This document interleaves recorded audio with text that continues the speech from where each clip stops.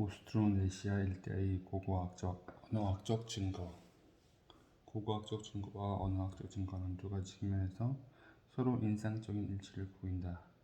그 내용은 수천 년 전 타이완, 필리핀, 인도네시아 등지의 신석기 문화를 지어온 사람들이 오스트로네시아의 언어를 사용했으며 그들은 바로 오늘날 이 지점에서 오스트로네시아에게 언어를 사용하는 사람들의 조상이었다는 추측을 뒷받침한다.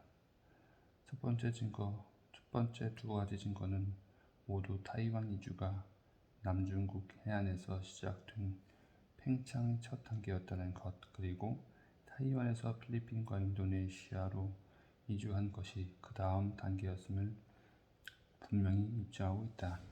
만약 팽창의 진행 방향이 먼저 열대 동남아시아의 말레이 반도에서 가장 가까운 인도네시아의 수마트라 섬으로, 그리고 인도네시아의 다른 섬들로, 마지막으로 필리핀과 타이완으로 나아갔다면 우리는 말레이 반도와 수마트라의 현대어에서 오스트로네시아 어족의 분화가 가장 심한, 즉 시간이 가장 길었음을 반영하는 현상을 발견할 수 있었을 것이다.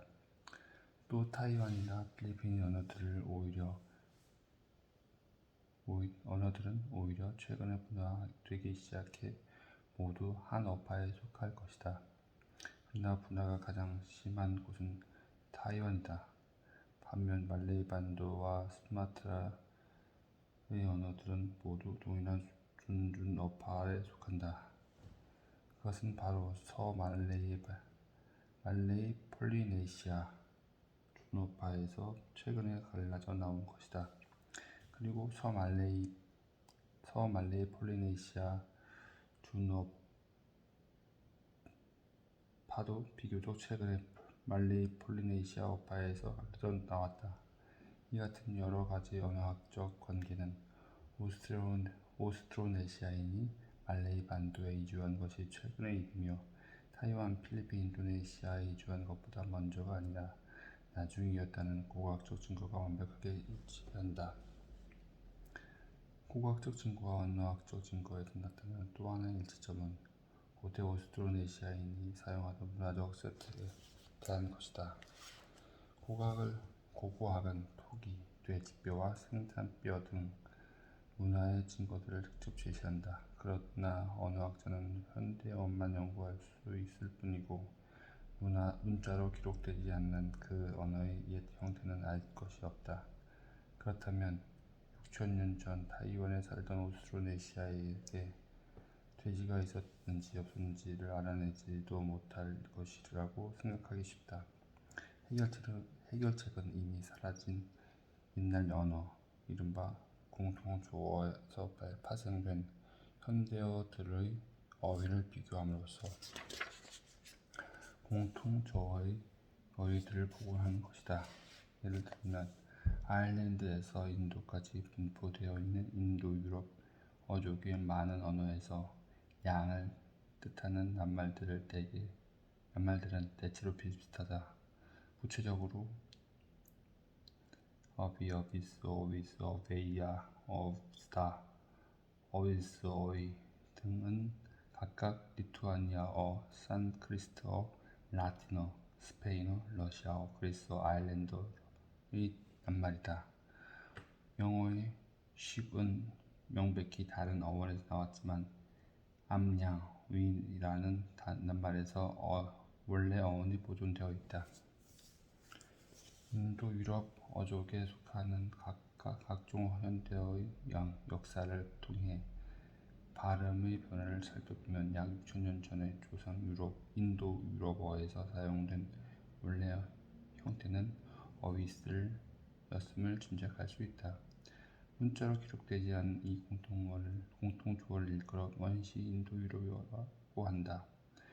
6,000년 전 원시 인도-유럽인은 분명히 양을 갖고 있었으며 이는 고고학적 증거에도 부합한다. 그 같은 방법으로 2,000개에 가까운 그들의 낱말을 복원할 수 있는데 그 중에서 염소, 말, 바퀴, 형제, 눈 등을 뜻하는 낱말들도 있다.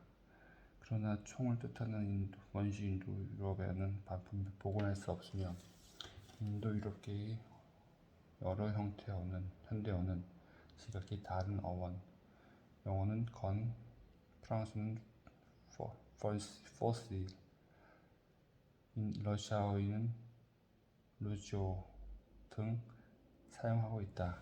이것은 전혀 놀라운 일이 아니다. 총은 발명된 지 1000년도 안 되었는데 60년 전 사람들이 그런 낱말을 갖고 있었을 리가 없기 때문이다. 그럼 따라서 총을 뜻하는 공통 원을 물려받지 못했으므로 총이 발명되었을 때 각각의 인도 유럽계 언어는 나름대로 새 낱말을 만들거나 빌려올 수밖에 없었다. 똑같은 방법으로 우리는 타이완, 필리핀, 인도네시아, 폴리네시아 등지의 현대어를 비교하여 먼 옛날 사용된 원시 오스트로네시아를 복원할 수 있다. 이렇게 복원된 원시 오스트로네시아에는 둘, 새, 귀, 머리니 등의 의미를 가진 낱말들이 있었다. 물론 원시 오스트로네시아인도 둘까지는 셈을 할 수 있었고 새를 알았으며 귀와 이도 있었던 것이다. 더욱 흥미로운 것은 복원된 언어에 돼지, 개, 벼 등의 낱말이 있다는 점이다. 그렇다면 원시 오스트로네시아 문화에는 이 같은 동식물들이 있었다는 뜻이 된다. 복원된 언어에는 아우트리거, 카누, 돛, 대왕, 조개, 낙지, 통발, 바다거북 등 해상 경지를 나타내는 낱말도 많다. 원시 오스트로네시아인이 언제 어디서 살았든 그들 문화에 대한 이 같은 언어학적 증거는 약 6천년 전 타이완에서 바다에 적응해 토기를 만들고 식량을 생산하며 살아간 사람들에 대한 고고학적 증거에도 잘 부합한다. 오스트로네시아인이 타이완에서 이주한 이후 사용하기 시작한 원시 말레이 폴리네시아어를 복원할 때는 또 똑같은 과정을 적용하면 된다. 원시 말레이 폴리네시아어에는 타로토란, 빵나무, 바나나, 참막, 코코넛 등 원시 오스트로네시아어에서는 복원할 수 없었던 열대 농작물에 대한 낱말들이 많다. 그러므로 언어학적 증거를 바탕으로 우리는 타이완에서 이주한 이후 오스트로네시아인에게 많은 열대 농작물이 새로 생겼음을 알 수 있다. 이러한 결론은 고고학적 증거와도 일치한다. 타이완, 북위 23도가량에서 적도 부근의 열대지방으로 남하하면서 농경민들은 차츰 열대성 뿌리 작물이나 나무 작물에 더 많이 의존하게 되었고 이 같은 농작물들을 열대 태평양으로 가져갔다. 오스트로네시아어를 사용하면서 남중국에서 타이완을 거쳐 이동하던 이 농경민들이 당시 인도네시아 서부와 필리핀에 살던 수렵 세주민을 완전히 교차해 원래 주민이 유전적, 언어학적 증거가 거의 남아나지 못할 정도였던 것은 무엇 때문일까? 그 이유는 지난 200년 사이에 유럽인이 오스트레일리아 원주민을 교체 또는 말살할 수 있었던 이유, 즉 남중국인이 열대 동남아시아인을 교체할 수 있었던 이유와 비슷하다. 즉 농경민들은 인구가 훨씬 조밀했고 도구와 무기가 더 우수했으며 더 발전된 배와 해상 기술을 지녔기 때문이다. 또 수렵체민이 저항력을 갖지 못한 유행병들을 지녔기 때문이다. 오스트로네시아어를 사용하던 농경민들은 아시아 본토인 말레이 반도에서도 일부 수렵 채집민을 교체할 수 있었다. 이것은 오스트로네시아인이 남쪽과 동쪽으로부터 즉 인도네시아의 수마트라와 보르네오로부터 반도에 이주한 시기와 오스트로아시아어를 사용하던 농경민들이 북쪽으로부터 즉 타이로부터 반도에 이주한 시기가 대략 일치했기 때문이다. 또 다른 오스트로네시아인은 베트남 남부와 캄보디아에 자리 잡았고 오늘날 이들 나라의 소수 집단인 카머를 쓰는 사람들의 조상이 되었다. 그러나 오스트로네시아계 농경민들은 동남아시아 본토에서 더 퍼져나가지 못했다. 왜냐하면 그곳에서는 이미 오스트랄아시아계와 타이카다이계 농경민들이 종전에 수렵 채집을 취한 뒤였기 때문이다. 또 오스트로네시아계 농경민들에게는 오스트로아시아계와 타이카다이계 농경민들보다 유리한 점이 없었기 때문이다. 오스트로네시아 어족 사용자들은 원래 남중국 해안에서 출발을 했을 거라고 추측되지만 오늘날 중국 본토에서는 오스트로네시아계 언어가 전혀 사용되지 않는다. 이것은 중국 티베트 어족의 사용자들이 남쪽으로 팽창하면서 수백 개 언어가 사라질 때 없어졌기 때문인지도 모른다. 그러나 오스트로네시아 어족과 가장 가까운 어족은 타이카갸타이, 오스트로아시아, 미아오아오 등으로 생각된다. 중국의 오스트로아시아계 언어들은 여러 중국 왕조의 공격으로 살아남지 못했지만 적어도 그 형제나 사촌에 해당하는 언어들은 살아남은 셈이다. 오스트로네시아인의 언어도 유전자도 뉴기니에서 오스트로네시아인의 언어도 유전자도 뉴기니에는 침투하지 못했다. 지금까지 우리는 남중국 해안에서 타이완과 필리핀을 거쳐 인도네시아 서부와 중부까지 약 4,000km에 걸친 오스트로네시아인의 팽창 초기 단계를 추적해 보았다. 이 같은 팽창 과정에서 오스트로네시아인은 각 섬의 해안에서 내륙까지 그리고 저지대에서 산악지대까지 사람이 살 만한 곳은 모두를 차지했다. 돼지 뼈와 붉은 이장, 토기 착색에 쓰이는 점토 형탄액, 윗모의 토기 등의 고고학적 특징으로 미루어 판단할 때 이들은 BC 1500년경에 이미 산이 많은 큰 섬 뉴기니의 서쪽 끝에서 300km도 안 되는 인도네시아 동부의 할마헤라 섬까지 도달했다. 그들은 그 이전에도 셀레베스, 보르네오, 자바, 수트라 등 산이 많은 큰 섬들을 몽땅 차지했는데 뉴기니의 경우에도 마찬가지였을까?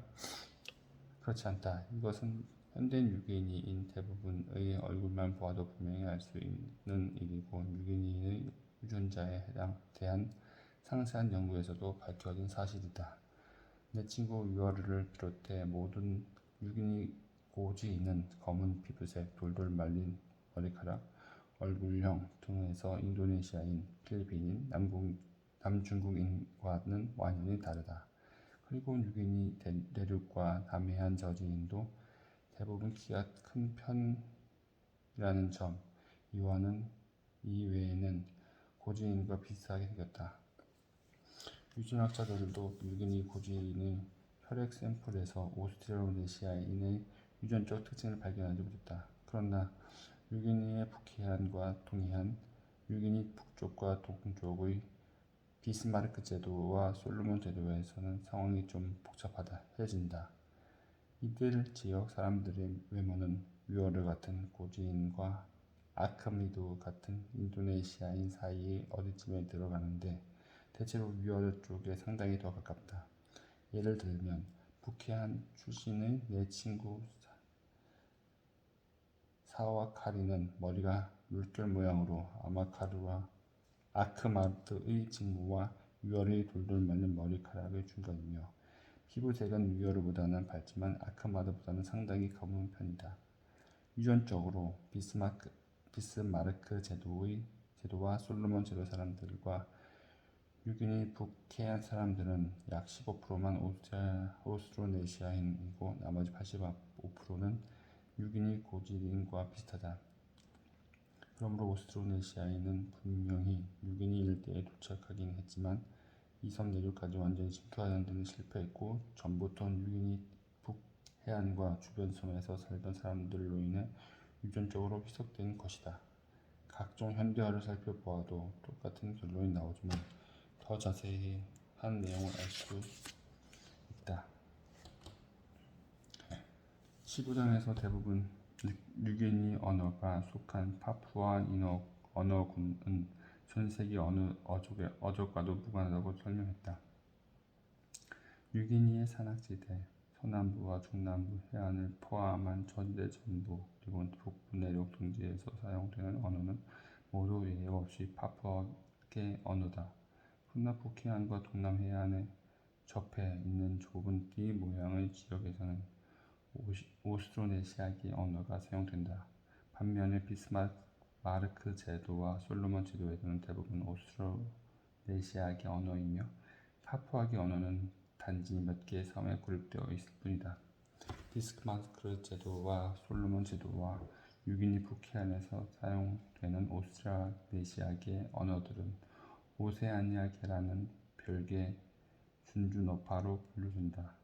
이들 언어는 뉴기니 서쪽과 할마헤라 섬의 언어들로 이루어진 준주어파와도 관련이 있다. 이 같은 언어학적 관계는 지도만 보아도 예상할 수 있는 일이지만 현재 뉴기니 일대에서 오스트로네시아계 언어를 사용하는 사람들이 바로 할마헤라를 거쳐 들어왔음을 입증한다. 뉴기니 북부에서 오스트로네시아계 언어와 파푸아계 언어의 분포 지역을 자세히 살펴보면 심자였던 오스트로네시아인과 파푸아계 언어를 사용하던 거주자들이 오랫동안 접촉해왔음을 알 수 있다. 이 지역의 오스트로네시아계 언어와 파푸아계 언어는 둘 다 상대방의 어휘와 문법에서 막대한 영향을 받았으므로 이들 언어는 파푸아계 언어의 영향을 받은 오스트로네시아계 언어인지 그 반대인조차 판단하기 어렵다. 뉴기니 북해안이나 그 부근 여러 섬에서 이 마을 저 마을을 지나다 보면 한 마을은 오스트로네시아계 언어를 사용하고 그 다음 마을은 파푸아계 언어를 사용하고 또 그 다음 마을은 다시 오스트로네시아계 언어를 사용하는 식이다. 사람들의 언어는 바뀌지만 유전적 차이는 존재하지 않는다.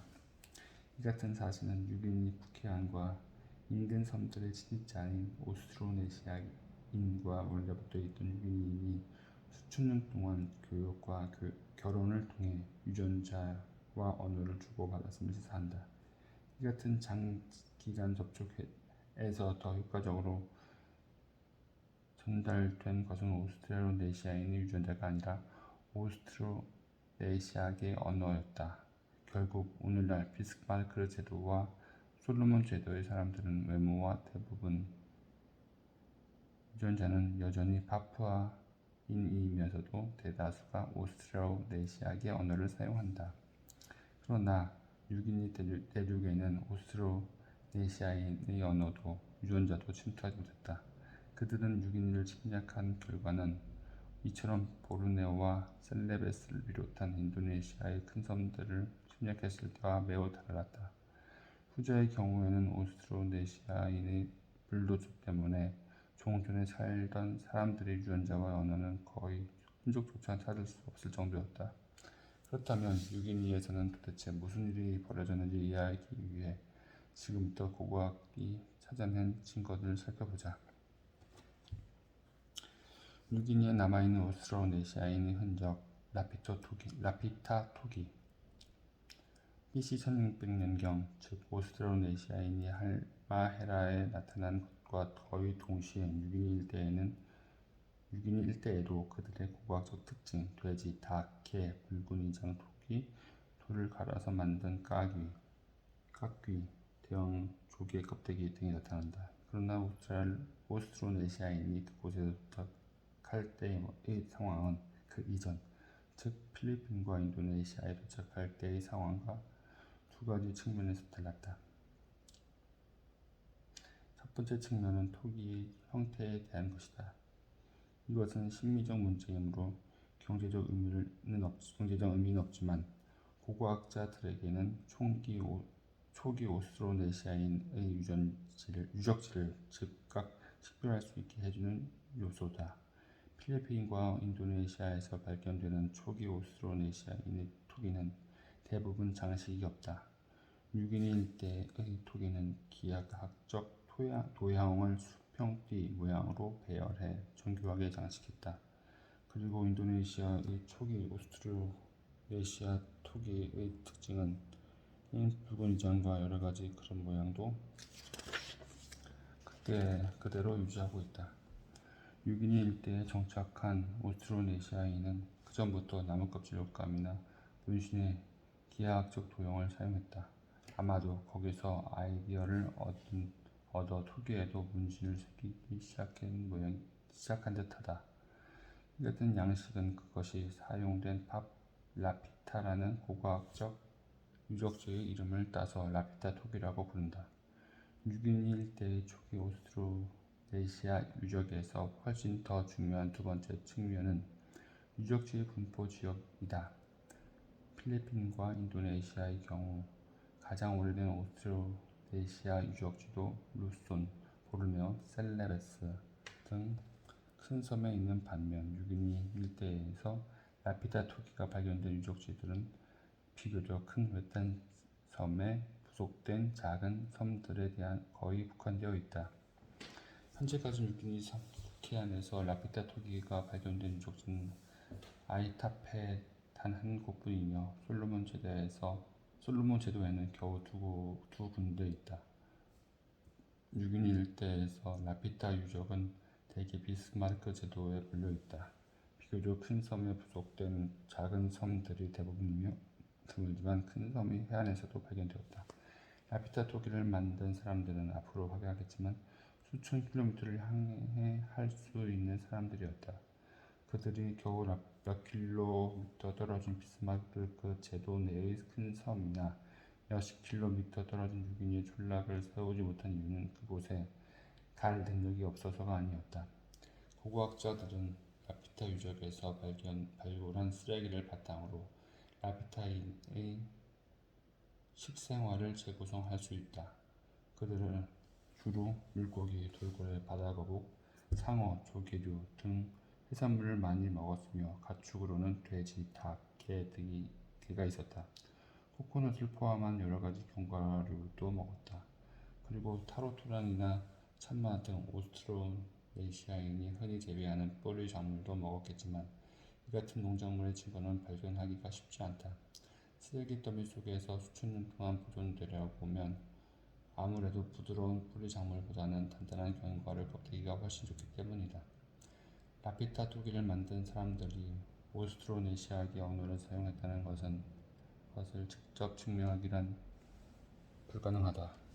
그러나 이 같은 추측을 거의 확실하게 입증해주는 두 가지 사실이 있다. 첫째, 토기에 새겨진 장식을 제외한다면 토기 자체와 그것과 관련된 문화적 물품들은 오늘날 오스트로네시아계 언어를 사용하는 사회들의 조상이었던 인도네시아와 필리핀의 유적지에서 발견되는 문화적 잔해와 비슷하다.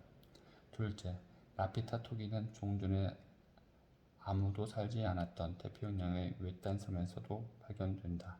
라피타 토기를 가져왔던 사람들 이후 다시 새로운 민족이 들어왔다는 증거도 없고 오늘날에도 그곳 사람들은 오스트로네시아계 언어를 사용하는 것으로 보아 이 문제는 나중에 다시 살펴보자. 라피타 토기는 뉴기니 일대에 오스트로네시아인이 도착했다는 표시로 보아도 좋을 것이다. 뉴기니의 맨하탄 도심 말레이 섬. 그렇다면 이런 토기를 만든 오스트로네시아인은 어째서 큰 섬들을 가까이 두고도 작은 섬에 머물렀을까? 그들의 생활 방식은 아마도 최근까지 뉴기니 일대의 작은 섬에서 살던 현대의 토기 제작자들과 똑같았을 것이다. 1972년 나는 말레이 섬에 있는 그 같은 촌락을 찾아간 적이 있다. 그 섬은 비스마르크 제도에서 그중 큰 편인 뉴브리튼 섬 부근에 있는 중간 크기 음보이 섬으로부터 다시 그 부근에 있는 시아시 섬 무리에 속하는 작은 섬이다. 나는 새들을 찾다가 말레이 섬에 상륙하게 되었는데 그곳 사람들에 대해서는 전혀 몰랐으므로 내 앞에 펼쳐진 광경을 보고 깜짝 놀랐다. 일반적인 마을 풍경은 납작납작한 오두막집들로 이루어진 조그마한촌락이고 그 둘레에는 마을 사람들을 먹여 살릴 만큼 널찍한 밭들이 있으며 해변에는 카누가 몇 척 끌어올려져 있게 마련이다. 그러나 말레이 섬은 나란히 세워진 목조 이층 집들이 땅을 대부분 차지해서 밭을 쓸 공간이 남아있지 않았다. 뉴기니의 맨하튼 도심이라고 해야 할 정도였다. 해변에는 대형 카누들이 즐비했고 알고 봤더니 말레이 섬 사람들은 어부였다. 게다가 도공, 조각가, 상인 등 전문가들이기도 했다. 그들은 아름답게 장식한 토기나 나무 그릇 등을 만들어 카누에 싣고 큰 섬으로 가서 돼지, 개, 채소를 비롯한 생필품과 바꾸었다. 말레이 사람들이 카누를 만든 목재조차 인근 운보이 섬 사람들과 교육해서 마련한 것이었다. 말레이 섬에는 카누를 만들 만큼 큰 나무들이 없기 때문이다. 유럽의 배가 들어오기 전까지는 이렇게 카누도 만들고 토기도 만드는 전문가 집단인 뉴기니 일대에서 섬과 섬 사이의 교역을 독점했다. 그들은 항법 장비 없이는 능숙하게 항해할 수 있었으며 대개 큰 섬 부근의 작은 섬에 살았지만 일부는 큰 섬의 해안에서 촌락을 이루고 살기도 했다. 그러나 내가 말레이 섬에 도착하던 1972년 무렵에는 이미 이 같은 토착적인 교역망들이 붕괴되거나 축소되었다.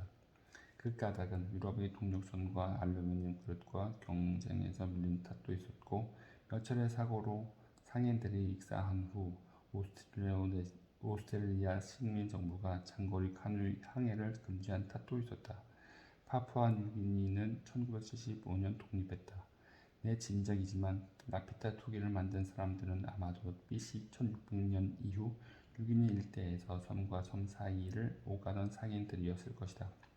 오스트로네시아계 언어들이 뉴기니 북해안에 전파되고 비스마르크 제도와 솔로몬 제도의 가장 큰 섬들에까지 전파된 것은 주로 라피타 시대 이후였음이 분명하다. 라피타 유적들은 대개 비스마르크 제도의 작은 섬들에 집중되어 있기 때문이다.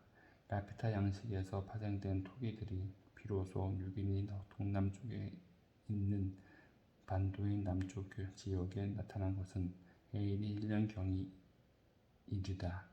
19세기 말 유럽인이 뉴기니를 탐사하기 시작했을 때 뉴기니 남해안에서 그 지역을 제외한 나머지 지역에는 여전히 파푸아계 언어를 사용하는 사람들만 살고 있었다. 동남쪽 반도는 물론이고 아르섬과 케이섬, 뉴기니의 서부 남해안에서 약 110km에서 130km 해상에 위치한 에도 오스트로네시아계 언어를 사용하는 사람들이 있었는데도 말이다. 이처럼 오스트로네시아인은 수천 년의 시간을 두고 몇 군데의 거점을 이용해 얼마든지 뉴기니에 내려오고 남해안에 침투할 수 있었을 것 같은데도 그렇지 하지 않았다. 심지어 그들이 뉴기니 북해안 일대에 침투한 것조차 유전적 측면보다는 언어적 측면이 강했다. 유전자에서는 지금도 북해안 사람들 모두가 대체로 원래 뉴기니인이기 때문이다. 고작해야 그중 일부가 오스트로네시아계 언어를 사용하게 되었을 뿐이다. 그나마도 당시 사회와 사회를 연결해주던 장거리 상인들과 의사소통을 하기 위해서였을지도 모른다. 뉴기니인의 독립적인 문물 수용. 이와 같이 뉴기니 일대에서 오스트로네시아인이 팽창한 결과는 인도네시아와 필리핀의 경우와는 정반대였다. 후자의 지역에서는 토착 인구가 아예 사라졌다. 아마 친자들에게 내쫓기거나 살해되거나 전염병에 걸려 죽거나 그들에게 동화되었을 것이다. 그런데 뉴기니 일대에서는 대체로 토착 인구가 침입자들을 무사히 물리쳤다. 이 지역 모두 침입자는 통일했고 오스트로네시아인 만약 앞서 언급했던 것처럼 오스트로네시아인으로 교체되기 전에 인도네시아에 원래 살던 사람들이 정말 유엔인과 친척이었다면 두 지역의 토착 인구도 유전적으로 서로 비슷한 사람이었을 것이다. 그런데 어째서 결과는 정반대였을까? 이 문제의 해답은 인도네시아 뉴기니의 토착 인구가 각각 경험했던 문화적 상황의 차이를 살펴보면 자명해진다. 오스트로네시아인이 도착할 당시 인도네시아 대부분 지역에는 간섭기 시조차 갖지 못한 소수의 수렵 재진민이 살아났을 뿐이다. 그와 대조적으로 유기니 조지대에서는 이미 수천 년에 걸쳐 식량 생산이 진행되었으며 유기니 저지대와 비스마르크 제도, 솔로몬 제도의 경우에도 아마 마찬가지였을 것이다. 유기니 고지대는 근대 세계에서 인구 밀도가 높은 편에 속했다. 오스트로네시아인은 이 같은 유기니인과의 경쟁에서 유리한 점이 별로 없었다. 오스트로네시아인의 농작물 중 타로트란, 참마, 바나나 등 일부는 아마 그들이 도착하기 전에 유기니에서도 이미 독립적으로 작물화되었을 것이다. 유기니인은 오스트로네시아인의 닭과 개, 특히 돼지를 반갑게 받아들여 자기들의 식량 생산의 경제에 포함시켰다. 유기니는 그때 이미 간섭기를 갖고 있었고 열대성 질병에 대해서도 최소한 오스트로네시아인만큼의 저항력은 갖고 있었다. 그들도 오스트로네시아인과 똑같이 말라리아에 저항하는 유전자 5종을 갖고 있었기 때문이다. 그중 일부 또는 전부가 유기니에서 독립적으로 진화했을 것이다. 또한 유기니인은 라피타 토기를 만든 사람들만큼 탁월하지는 못할 망정 이미 유능한 항해제였다. 유기니인은 오스트로네시아인이 도착하기 수만 년 전에 비스마르크 제도와 솔로몬 제도에 들어왔고 비스마르크 제도에서는 최소한 오스트로네시아인이 도착하기 1만 8천 년 전부터 흑요석, 예리한 도구를 만들 수 있는 화산석 교역이 번창했다. 유기니인은 오히려 오스트로네시아인의 물결을 뚫고 최근에 서쪽으로 팽창한 인도네시아 동부에 침투한 것으로 보인다.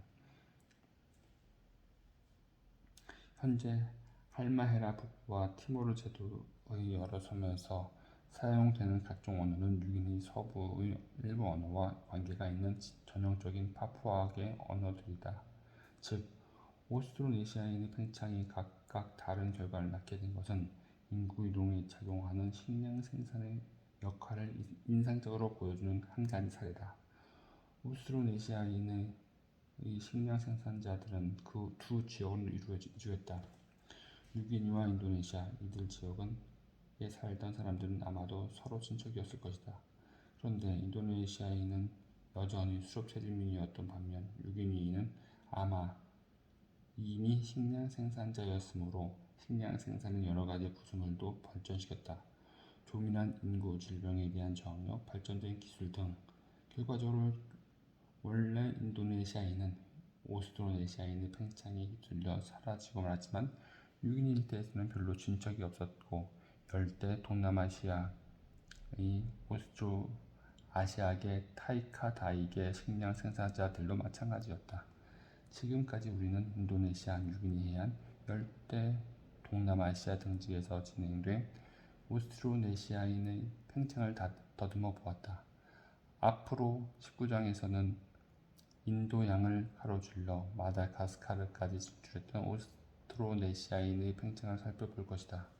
15장에서는 오스트레일리아 북부와 서부의 경우 생태적 난점 때문에 결국 오스트로네시아인이 자리잡지 못했음을 확인했다. 이제 남아있는 또 한 차례 팽창은 라피타 토기를 만든 사람들이 솔로몬 제도 넘어 동쪽의 태평양 일대에 진출해 일찍이 인류가 발을 들여놓지 못했던 도서 지방까지 항해한 일이다.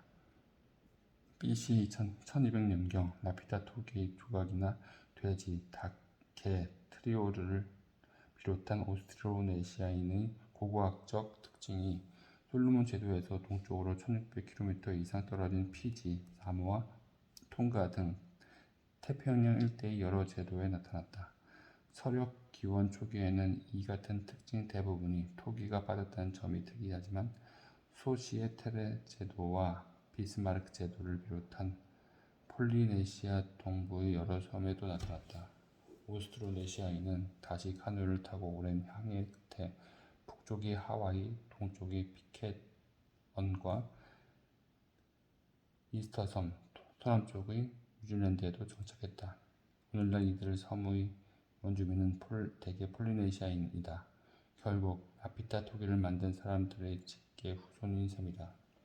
그들은 뉴기니 일대의 언어와 관련된 오스트로네시아계 언어를 사용하며 주요 농작물도 타로토란, 참마, 바나나, 코코넛, 빵나무 등을 포함한 오스트로네시아계 작물들이다. 1400년경 유럽의 탐험가들이 태평양 일대에 진출한 것보다 겨우 100년가량 앞선 시기에 뉴질랜드 인근 채텀 제도에도 사람이 살기 시작하면서 드디어 아시아인의 태평양 탐험은 완료되었다. 무려 수년에 걸쳐 진행된 그들의 탐험은 미어의 선조들이 인도네시아를 거쳐 뉴기니와 오스트레일리아로 퍼져 나가면서 처음 시작되었다. 그리고 태평양 일대에서 사람이 살 수 있는 섬들을 거의 다 차지해 표적이 없어지고서야 비로소 끝났다. 환경이 역사를 형성했던 예를 보여주는 동아시아와 태평양 일대. 세계사에 관심이 있는 사람들은 동아시아와 태평양 일대의 인류 사회에서 배울 점이 많다. 환경이 역사를 형성한 수많은 사례를 발견할 수 있기 때문이다. 동아시아와 태평양 일대 사람들도 지리적 환경에 따라 가축화, 작물화할 만한 야생 동식물이 각기 달랐고 다른 사람들과 접촉할 여건도 달랐다. 그리하여 식량 생산의 여러 가지 현행 조건을 갖추고 아울러 다른 곳으로부터 기술이 확산되기 좋은 위치에 있던 사람들은 이 같은 이점을 갖지 못한 사람들을 교체했다. 그리고 어느 한 부류의 주민이 여러 가지 다양한 환경에 처하게 되었을 때 그 후손들도 각자 환경에 따라 다르게 발전했다. 예를 들면 앞서 보았듯이 남중국인은 토착적으로 식량 생산과 기술을 발전시켰고 북중국으로부터 문자와 정치 구조와 더 많은 기술을 받아들였으며 열대 동남아시아와 타이완으로 이주해 종전에 살던 사람들을 거의 교체했다.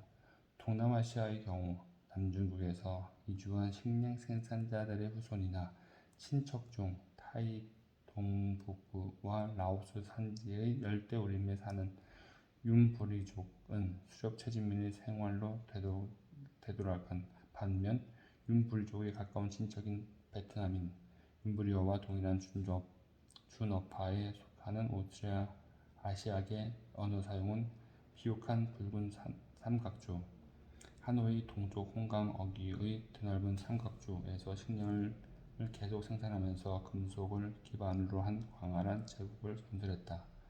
그리고 타이완과 인도네시아에서 이주한 오스트로네시아계 농경민 중 보르네오섬 강우림의 푸난족은 수렵 채집 생활로 되돌아갈 수밖에 없었지만 자바섬이 비옥한 화산섬 토양을 차지한 그 친척들은 식량 생산을 계속했다.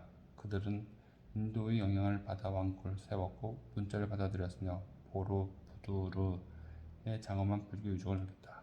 한편 폴리네시아로 이주한 오스트로네시아인은 동아시아의 야금술과 문자로부터 격리되었으므로 결국 금속이나 문자를 갖지 못했다.